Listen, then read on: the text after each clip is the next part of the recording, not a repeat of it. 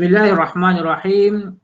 Kita masuk topik yang kedua dan ketiga, jenis-jenis ilmu hadis. Dalam kedua-dua topik ini, kita akan melihat tentang jenis-jenis ilmu hadis. Antaranya adalah ilmu tarikh arwah ataupun juga dipanggil ilmu rijal hadis. Yang kedua, ilmu al-jarh wa ta'dil ataupun namanya ilmu mizan rijal. Yang ketiganya, ilmu ma'rifah as-sahabah, mengetahui tentang sahabat. Yang keempatnya, ilmu ma'rifah al-mawdu'at, mengetahui tentang hadis-hadis mawdu'at. Kemudian topik tiga, satu, ilmu mukhtalif wal mushkil hadis. Tapi dalam silibus kamu dia tulis ilmu mushkil hadis ataupun ilmu ta'wil mushkil hadis. Tapi sebenarnya nama sebenarnya adalah ilmu mukhtalif dan juga satu lagi ilmu mushkil hadis. Kemudian yang keduanya ilmu nasih wal mansukh fil hadis, tentang hadis Yang ketiganya ilmu gharibul hadis dan yang terakhirnya ilmu ilalul hadis. Jadi secara umumnya kita nak tahu jenis-jenis ilmu hadis yang sangat banyak. Kita akan pergi satu persatu. Yang pertamanya ilmu tarikh ruwah ataupun ilmu rijal hadis. Dalam silibus kamu dia tulis ilmu tarikh ruwah. Sebenarnya ada dua pandangan ulama. Ada setengah ulama meletakkan ilmu tarikh ar-ruwah sama maksud dengan ilmu rijal hadis. Tapi pandangan kedua, iaitu pandangan yang ramai dan ustaz lebih suka untuk merujuk kepada pandangan yang kedua ataupun melihat kepada ilmu rijal hadis ini terbahagi kepada dua. Satu dipanggil ilmu tarikh ruwat, iaitu membicarakan tentang biodata, nama apa, keturunan apa dan juga sejarah hidup dia, sehingga dia meninggal dunia di mana dan tahun bila. Itu ilmu tarikh ruwat. Yang keduanya ilmu al-jarh wa ta'dil, dan dalam silibus kamu dia letak nama ilmu rijal mizan, ilmu mizan ar-rijal, iaitu ilmu untuk melihat neraca pertimbangan perawi. Jadi ilmu jarh ta'dil ataupun ilmu mizan ar-rijal ini adalah ilmu yang melihat kepada sifat peribadi dan juga kualiti perawi sama ada dia itu diterima ataupun ditolak. Justru yang pertamanya ilmu tarikh ruwah, iaitu ilmu untuk mengetahui sejarah kehidupan seseorang perawi itu, yang meriwayatkan hadis itu. Jadi perbincangannya sangat panjang dan dia biasanya melihat kepada sejarah perawi, biodata perawi meliputi tarikh dan tempat dia lahir, nama dia, laqab ataupun gelaran dia, kunyah dia, nama timbangan dia, tabaqat ataupun lapisan zaman dia, tarikh dia meninggal, negeri dia diami, dia belajar dengan siapa, siapa guru dia, siapa anak murid dia. Ini semua tentang ilmu tarikh arwah. Macam kita lah, kan? Kita ada biodata kan, tokoh-tokoh kita. Jadi kita melidik tokoh-tokoh itu lahir di mana dan seumpamanya, itu dipanggil ilmu tarikh. Jadi bila kita bincangkan dalam persoalan hadis, maka di sana ada dipanggil ilmu tarikh arwah, iaitu ilmu untuk mengetahui biodata ataupun sejarah hidup perawi. Okey. Dalam ilmu tarikh arwah ni, dia ada banyak pula cabang-cabang istilah-istilah yang kamu kena fahami. Benda ini sebenarnya kamu kena ada bacaan tambahan. Antaranya istilahnya, kalau kita lihat di aspek zaman, ada dipanggil tabaqat, hidup sezaman, ataupun kurun yang sama, tabaqat kan. Macam kita, macam saya dengan kamu, tabaqatnya hidup zaman ketika ni lah. As-sahabah, kita juga kena tahu at-tabi'in, atba'ut tabi'in, mukhadram. Mukhadram ni mereka yang pada zaman Rasulullah dia tak Islam, tapi lepas zaman Rasulullah dia Islam. Sebab tafsiran ataupun maksud sahabah itu adalah orang yang hidup bersama Rasulullah dan dia Islam, itu baru sahabah. Tapi kalau dia Islam selepas itu dipanggil mukhadram. Kemudian kamu kena tahu juga tentang aspek nama dan gelaran. Ini banyak. Asma' nama dia, kunyah ataupun gelaran dia. Kunyah ni nama timbangan, nama timbangan. Abu, contohnya Nabi SAW, Abu Qasim. Al-Khab maksudnya gelaran, As-Siddiq sebagai contohnya. Nasab, keturunan dia. Mubham, banyak lagi lah Muttafiq, Muftarif, Mukhtalif, Mukhtalif, Mutasyabih, banyak lagi. Aspek hubungan pula macam mana? Kalau anak riwayat daripada bapa, orang dewasa riwayat daripada kanak-kanak, senior, junior, ini semuanya dibicarakan dalam ilmu tarikh arwah. Antara karya yang terkenal dalam rijal hadis, biasanya ilmu tarikh ruwat dengan ilmu jarah ta'dil ini dibicarakan dalam satu karya yang sama yang dipanggil karya rijal hadis. Antaranya adalah Al-Jarh wa Ta'dil oleh Ibnu Abi Hatim, cetakan yang yang ada pada Ustaz Birut 9 jilid. Mizan Iqtidal fi Naqdi Rijal oleh Imam Zahabi ada 4 jilid. Tahzibut Tahzib Ibn Hajar Al-Asqalani ada lebih kurang 11 jilid. Tapi Tahzibut Tahzib ni dia ada ringkasannya yang bernama Takhribut Tahzib, lebih kurang 2 jilid. Jadi Tahzib Tahzib ni Ustaz ada buat print screen, kita akan lihat pada tajuk di hadapan kejap lagi. Okey, itu yang pertama, ilmu tarikh ruwat. Yang keduanya ilmu jarh wa ta'dil. Ataupun dalam silibus kamu namanya ilmu mizan ar-rijal. Iaitu ilmu yang membicarakan hal keadaan perawi sama ada perawi itu diterima ataupun ditolak akan hadisnya. So macam mana kita nak bicarakan hal keadaannya? Ini dilakukan dengan membahaskan kecatatan ataupun keadilan perawi. Iaitu dengan merujuk kepada lafaz-lafaz sama ada ta'dil, dia tu adil, ataupun dia tu jarah, dia tu cacat, dengan lafaz-lafaz yang dikemukakan oleh ulama-ulama. Contohnya Imam Bukhari kata dia ni rajulun mungkarul hadis. Dia ni seorang lelaki yang mungkar hadis. Mungkar hadis ni maksudnya hadisnya ni memang menyeleweng daripada hadis-hadis yang lain. Ataupun ada orang kata qala Sufyan Uyainah haza rajulan, lelaki ini seorang yang kazab, penipu. Itu hadis dia akan ditolak. Justru ilmu jarh ta'dil ini dia akan membicarakan tentang kualiti perawi. Sama ada dhaif, sama ada siqah ataupun suduq. Biasanya kalau dia kata dia perawi itu dikatakan sebagai seorang dhaif, maka hadis itu adalah hadis dhaif. Kalau suduq mungkin hadis hasan. Kalau siqah dia akan jadi hadis sahih. Nanti kita akan lihat apa dia lafaz-lafaz yang biasanya digunakan oleh ulama-ulama hadis. Kemudian tajuk ini juga membicarakan sifat perawi. Sama ada dia tu siqah, kita sebutkan tadi kan, adil, amanah, macam mana dia punya dhabit, penjagaan hafazan dia macam mana, penjagaan hafalan dia macam mana, penjagaan penulisan hadis ni macam mana, itu semuanya dibicarakan. Kalau sifat yang berlawanan, contohnya dia berbohong, kazab, ataupun dia ni jenis orang yang pelupa, lalai, ini juga diambil kira.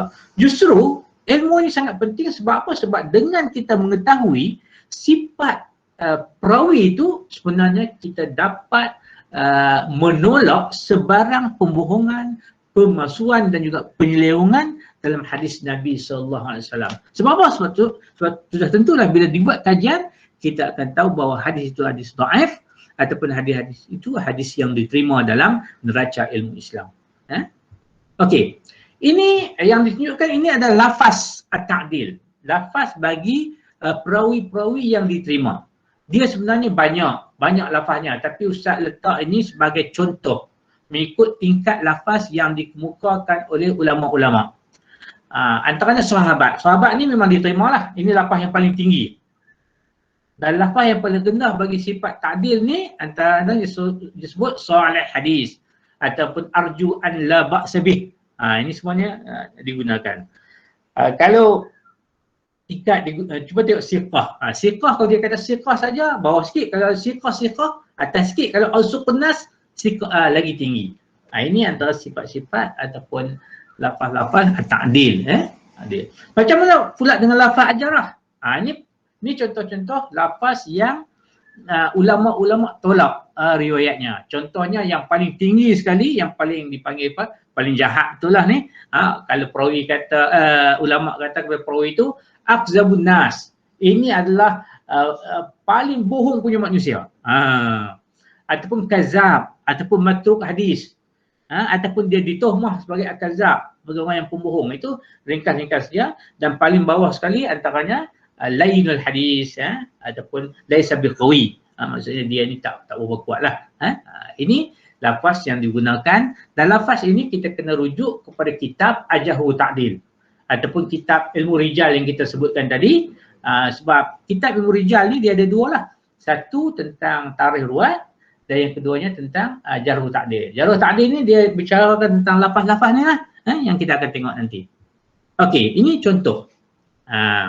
Ini Ustaz ambil satu contoh, iaitu hadis apa? Utlubul ilma walau bisin. Tuntutlah ilmu walaupun ke negeri Cina. Pernah dengar kan hadis ni kan? Siapa tak pernah dengar?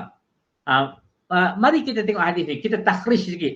Kita takhrij sikit hadis ini berpandukan kepada ilmu tarikh ruwat dan juga ilmu jarah ta'dil. Ini memang Ustaz ambil betul daripada kitab Al-Baihaqi, kitab Syu'bul Iman, Imam Baihaqi. Hadis ini kita lihat perawinya ramai. Kamu tahu kan, minggu lepas kita dah sebut siapa perawi tu kan, yang disebut tu. Contohnya dalam contoh ni, Abu Abdullah Hafiz perawi atas sekali. Abu Hasan Ali bin Muhammad bin Utbah Asy-Syaibani, itu perawi. Sampailah kepada Al-Hasan bin Atiyah, kemudian Abu Atikah, dan kemudian Anas bin Malik. Anas bin Malik ni maksudnya sahabat Nabi SAW. Diriwayatkan bahawa Nabi SAW bersabda, utlubul ilma walau bisin. Tuntutlah ilmu walaupun ke negeri Cina. Tapi hadis ni ada keistimewaannya sebab memang Baihaqi dia ada tulis sikit di hujungnya. Dia kata apa? Haza hadisun matnuhu masyhurun. Hadis ini matannya sangat masyhur. Masyhur kan? Di negara kita pun masyhur kan? Belajarlah walaupun ke negeri Cina kan? Tapi dia kata wa isnaduhu dhaifun. Tapi sanadnya dhaif. Wa qad ruwiya min aujuhin. Tapi dia banyak riwayat, macam-macam jalur dia ada. Kulluha dhaifun, tapi walaupun banyak semuanya adalah dhaif. Jadi bila kita buat kajian, Ustaz dah buat kajian lah sebenarnya kelemahan hadis ini terletak kepada perawi yang meriwayatkan daripada Anas bin Malik, iaitu namanya Abu Atikah. Yang Ustaz bulatkan tu kan, Abu Atikah. Abu Atikah ni guru dia Anas bin Malik. Dikatakanlah anak muridnya yang menerima hadis ini daripada dia namanya Al-Hasan bin Atiyah. Jadi kita akan rujuk semualah tapi untuk contoh hari ini Ustaz nak rujuk kepada Abu Atikah. Jadi soalnya siapakah Abu Atikah? Sehingga ulama menyatakan hadis ini hadis dhaif dan dhaifnya terletak pada Abu Atikah. Jadi bagaimana kita nak semak Abu Atikah ni? Sejarah hidup dia dan juga kata-kata ulama terhadapnya. Maka kita merujuk kepada kitab yang dipanggil Rijal Hadis yang kita semak tadi. Rijal Hadis, kita ulangi sekali lagi, ada dua benda. Satu dipanggil tarikh ruwat yang kita nak bicarakan. Yang kedua adalah ilmu jarah ta'dil, iaitu credibility ataupun lafaz sama ada dia adil ataupun tidak. Jadi kita buka buku. Buku dipanggil buku apa? Buku Rijal Hadis. Ini contoh. Ini adalah kitab Tahzibut Tahzib Ibnu Hajar Al-Asqalani. Kamu akan jumpa begini. Dia akan tulis, mula-mula dia letak huruf ta. Apa maksud ta? Siapa boleh jawab? Yang Ustaz bulatkan tu, huruf ta tu apa? Ta tu maksudnya, kita kena tahu juga metodologi Tahzibut Tahzib, kitab ni macam mana. Tahzibut Tahzib adalah kitab yang menghimpunkan semua hadis-hadis daripada Kutubus Sittah. Semua hadis-hadis dalam kitab yang 6. Bukhari, Muslim, Abu Dawud, Tirmizi, An-Nasai, Ibnu Majah. Jadi ta ni merujuk kepada Tirmizi. Maksudnya Abu Atikah ni ada hadisnya dalam karya Imam Tirmizi. Itu maksudnya. Lalu kamu nampak tanda biru tu dan tanda merah. Tanda biru tu merujuk kepada ilmu tarikh ruwat. Tanda warna merah ilmu apa? Tanda merah? Siapa boleh beritahu tanda merah ilmu apa? Jarh wa ta'dil. Ta'dil ataupun mizan ar-rijal. Jadi kita tengok biodata sikit ilmu terwat. Dia kata Abu Atikah ismuhu Tarif bin Sulaiman. Sebenarnya Sulaiman lebih tepatnya. Minta maaf, Salman, Salman bukan Sulaiman. Namanya Tarif bin Salman. Tapi kadang-kadang dia kata wa yuqal, kadang-kadang namanya disebut sebagai Salman bin Tarif, terbalik. Kemudian dia ni Kufi. Kufi ni adalah gelarannya, iaitu dia asalnya orang Kufah. Wa yuqal, tapi ada seorang orang kata Basri, dia orang Basrah. Macam saya lah. Nama saya adalah Abul Wafa. Abu Wafa Najahuddin bin Latih Al-Malizi. Kalau nak letak lagi, Al-Malizi, Al-Qadhi, Al-Syafi'i, Al-Azhari. Al-Azhari mujuk kita belajar di Azhar. Macam-macam. Itu dipanggil gelaran. Kemudian dia sebut Waruya an Anas. Ini Waruya ni maksudnya guru dia, iaitu dia meriwayatkan daripada Anas. Kemudian wa anhu ni maksudnya Waruya anhu, dan diriwayat padanya maksudnya anak murid dia. Anak murid dia siapa? Al-Hasan bin Atiyah, Hafs bin Amr bin Bukhari. Nampak ada Hasan Atiyah tadi? Pasal tak Hasan Atiyah? Nampak tak ni? Hasan Atiyah adalah anak murid dia, Anas bin Malik adalah gurunya. Ini ada dalam biodata dia, betul tak? Itu satu.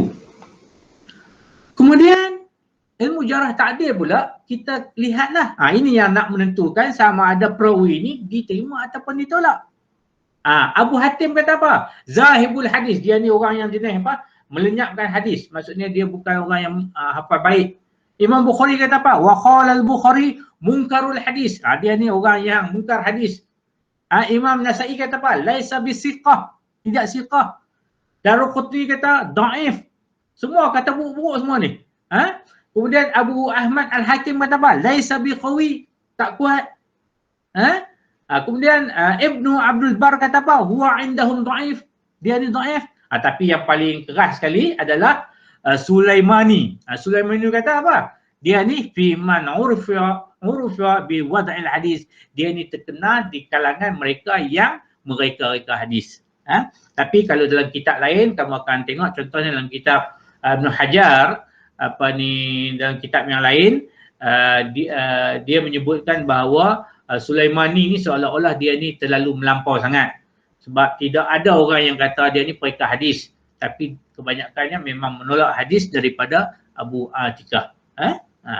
Jadi justru agak-agak kamu diterima tak riwayat ini daripada Abu Atikah? Sudah tentulah tidak. Sebab apa? Sebab semuanya kata tentang al-jarah semua. Maksudnya sifat-sifat penolakan terhadap riwayat hadisnya.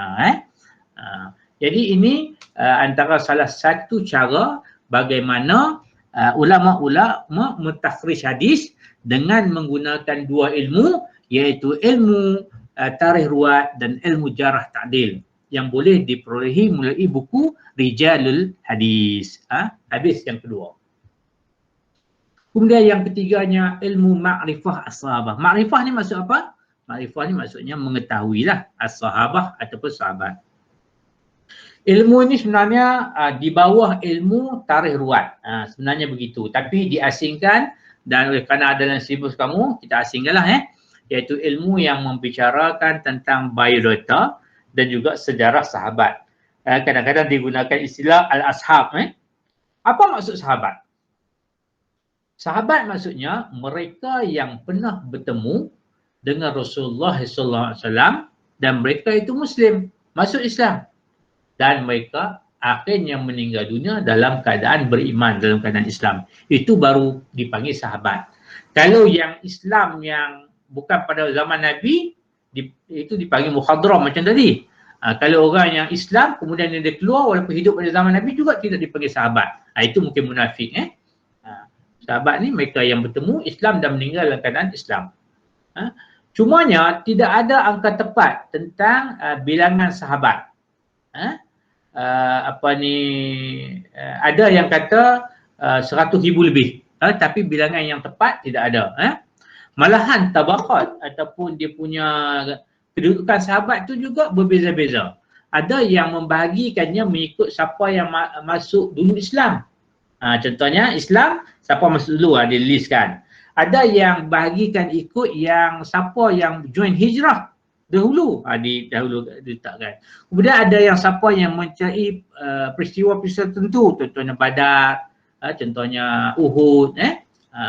Jadi tapi tabaqat selalunya yang banyak yang ada pada kitab, biasanya dia mendahulukan 10 mereka yang dianggap sebagai al-mubashshirun bil jannah, iaitu mereka yang mula-mula masuk, mereka yang 10 orang yang dijanjikan syurga dengan didahulukan nama 4 orang sahabat, kemudian ada 6 orang, kemudian tambah lagi antaranya Ahlul Badrin, kemudian yang menyertai Baiatul Ridwan, yang menyertai perang Uhud dan seumpamanya. Ini semuanya ikut tabaqat sahabat.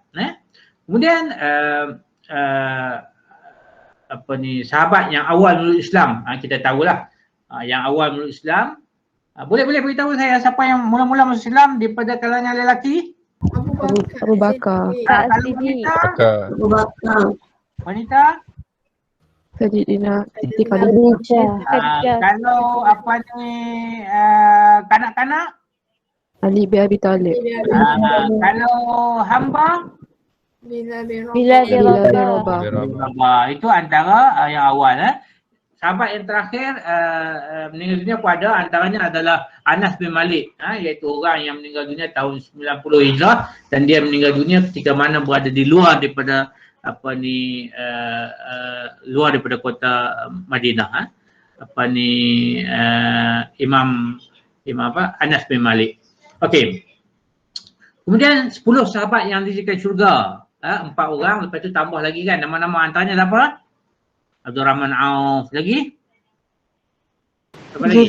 Zubair Awam, lagi? Abu Ubaidah, Amir bin Jarrah, 10 orang semua. Kemudian sahabat yang paling banyak meriwayatkan hadis, antaranya adalah Abu Hurairah sebanyak 5,000 lebih. Kemudian Aisyah, kemudian Ibnu Umar, banyak lagi. Kemudian sahabat yang paling banyak memberi fatwa adalah Ibnu Abbas, Ibnu Abbas yang paling banyak, kemudian disertai yang lain-lain. Kemudian kita perlu ingat dari segi riwayat, semua sahabat dikira sebagai adil.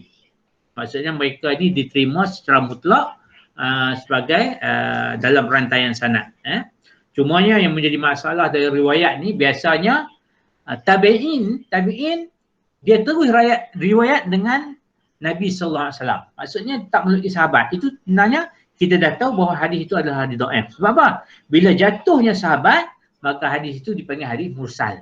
Hadis mursal maksudnya hadis mursal tidak ada sahabat padanya pada rantaian sanad, maka dia tidak diterima. Jadi banyaklah karya-karya dalam berhubung tentang makrifat sahabat ataupun biodata sahabat yang boleh kita baca, antaranya Al-Isabah, Usdul Ghabah dan juga Al-Isti'ab. Ini karya-karya yang boleh kita tengok. Kemudian yang keempatnya adalah ilmu ma'rifah al-mawdu'at. Mawdu'at ni maksudnya hadis-hadis palsu, hadis-hadis rekaan. Iaitu ilmu yang membicarakan hadis-hadis palsu yang direka oleh perawi, lalu apabila mereka kata ini kata Nabi sallallahu alaihi wasallam. Biasanya mawdu'at ni ada terdapat pada sanad, maksudnya dia reka sanad, reka sendiri.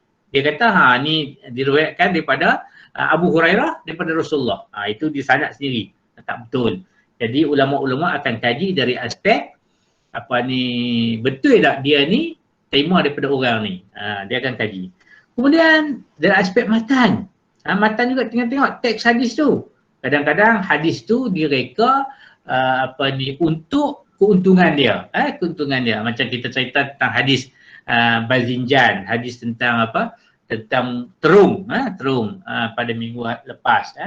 Jadi banyak lagi hadis-hadis palsu yang berlega dalam masyarakat. Sebab itu antara salah satu tajuk yang kumpulan kena buat adalah membicarakan tentang hadis palsu. Sebab dalam masyarakat kita ni banyak tersebar hadis-hadis palsu. Bulan Ramadan sebagai contohnya, solat tarawih. Pada malam pertama dapat sekian, hebat-hebat semua. Malam kedua sekian, dipanggil mubalarah, melampau sangat. Itu antara ciri-ciri hadis palsu, hadis rekaan maudhu'. Jadi rekaan ni dia kadang-kadang meliputi semua kata-kata hikmah, perumpamaan, sanjungan kepada seseorang. Macam kita tengok minggu lepas kan, orang mazhab Hambali dia nak kritik Imam Syafi'i. Dia kata apa? Imam Syafi'i ni ad-darru minal iblis, sedangkan Abu Hanifah ni sirajul ummati. Imam Syafi'i ni bahaya daripada iblis. Imam Abu Hanifah ni adalah cahaya kepada umatku. Jadi seolah-olah dia nak sanjung gurunya melampau sampai dia buat hadis palsu.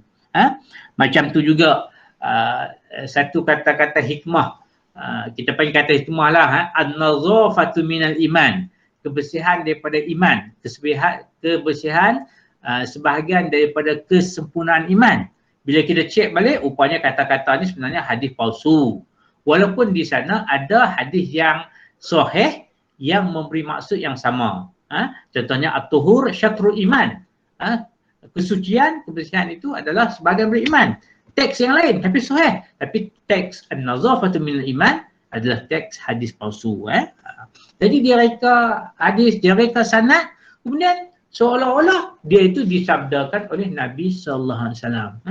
Jadi dalam ilmu makrifat maudhu'at ni kita akan mengkaji banyaklah, antaranya faktor sebab-sebab kenapakah hadis palsu ini dihasilkan. Kemudian kita akan lihat kepada hadis itu dan kita akan buat kajian.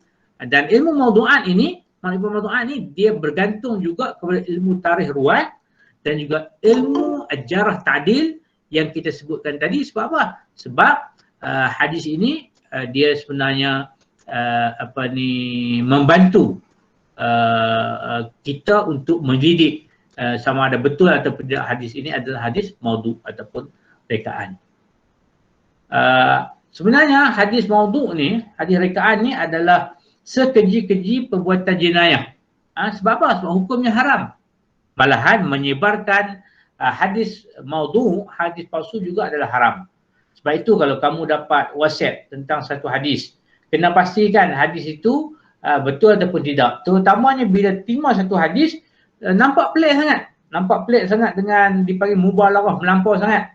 Baca solawat sekali dapat sekian, bidadari dah apa benda lah, itu kena semak semula sebelum menyebarkannya kepada orang lain. Kalau kita sebarkan dalam keadaan kita sedar bahawa hadis itu hadis palsu, dia adalah haram dan berdosa.